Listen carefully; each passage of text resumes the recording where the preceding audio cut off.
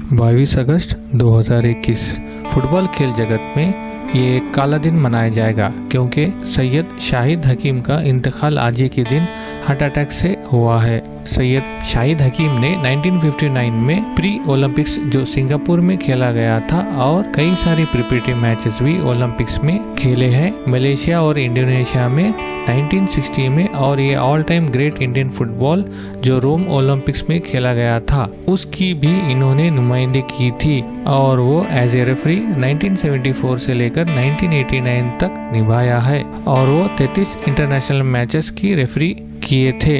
ये एक national record है और वो Asian games, Olympic qualifying matches, world cup qualifying matches और कई सारे टूर्नामेंट के रेफरी रह चुके थे। सैयद शाहिद हकीम वालिद जनाब रहीम साहब जो वो भी एक कोच थे जिनकी कोचिंग से इंडिया ने 2 बार एशियन गेम्स चैंपियन, 4 बार ओलंपिक्स फर्स्ट और लास्ट आज के दिन तक। ये एक वाहिद शख्सियत थे जो एयरफोर्स में as a class 1 officer, secretary air force sports control board और director and chief project officer of SAI और FIFA referee, Indian team coach और वो कई सारे क्लब्स के भी कोच रह चुके थे। और सबसे बड़ी बात ये एक ध्यानचंद अवार्ड से भी इनको नवाजा गया था।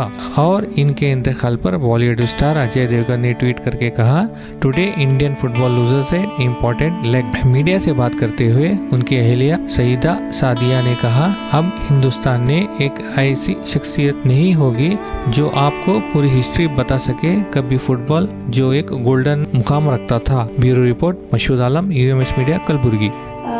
Today morning squadron leader Syed Shahid Hakim who passed away because of the cardiac arrest and men can say multiple failures, organ failures, right, at 8:25, and now his dead body was taken to the Hyderabad, which is the native place, because as per his will he wanted to be buried in the feet of his father, right? So maybe today night the funeral will be arranged and all the rituals will be completed there by the family members, sisters, and especially the daughters of the sisters, and then son of brother, okay, which is very close to him after me and my daughters. एक हफ्ता पहले हकीम साहब हैदराबाद में थे जहाँ पर उन्होंने complaint करी कि उनको चेस्ट पेन हो रहा है, but because he was a fighter and sports person, बहुत एक्टिव रहते थे, बहुत स्ट्रॉन्ग थे, that problem not diagnosed there in Hyderabad.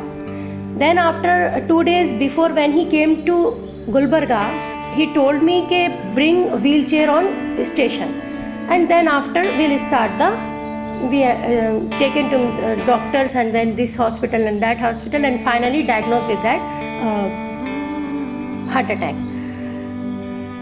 ये तो वो बात है जो आज हुआ, मगर हकीम साहब की जो शख्सियत है एज ए कोच, वो इंडियन टीम के फुटबॉल के कोच थे, फीफा वर्ल्ड जो है उसके रेफरी थे, जिसमें कि उन्होंने 33 इंटरनेशनल मैचेस खिलाए, जो कि अब तक का नेशनल रिकॉर्ड है जो कहीं पर भी किसी ने ब्रेक नहीं किया है। इसके अलावा स्पोर्ट्स अथॉरिटी ऑफ इंडिया के वो डीन और डायरेक्टर भी रहे। 32 साल उन्होंने एयरफोर्स में अपनी सर्विसेज दी। उन्होंने वॉलेंट्री रिटायरमेंट ले लिया था एयरफोर्स से, क्योंकि खेलना जो है उनका पैशन था, ये उनका प्रोफेशन नहीं था। इसके अलावा जो लेटेस्ट थिंग ये हुई कि उनको ध्यानचंद अवार्ड मिला 2017 में, वो भी काफ़ी फाइट करने के बाद उनको जो है ये रिकॉग्निशन मिला। यहाँ पर मैं इतना मेंशन ज़रूर करना चाहूँगी कि हकीम साहब की कहानी इनकम्प्लीट है अगर मैं ये बात ना करूँ कि उनके फादर जो थे S.A. रहीम, जो कि 1950s और 1960s में जब इंडिया ने गोल्डन एरा देखा फुटबॉल का, यानी कि आपके जितने ओलंपिक्स और एशियन गेम्स में आपने पार्टिसिपेट किया इंडिया ने, उस टाइम पे जो कोच थे S.A. रहीम, वो हकीम साहब के अपने वालिद थे।